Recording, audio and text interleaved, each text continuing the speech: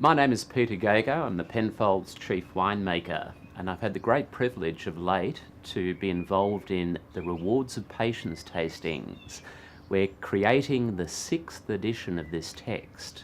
Now, we're the only wine company in the world that just literally opens up our entire museum collection to an independent assessment of all of the wines of Penfolds, back through the 90s, the 80s, the 70s, the 60s, the 50s, just a wondrous assembly of wines.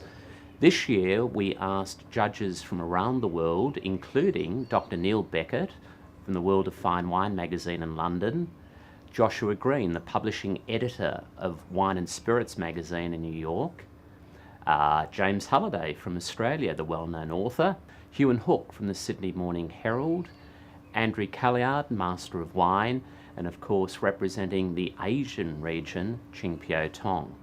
Now I can't forget Campbell Madison, who's just released a terrific book on Australian wine as well. In these tastings we look at all of the assessments across not just Grange and Bin 707, but all of our wines, Bin 389, Bin 28, Bin 138, the Barossa Valley, the new wines, the old wines, whites, reds, fortifieds. It's a compelling account of all of the endeavours of Penfolds across the last 5 decades or so.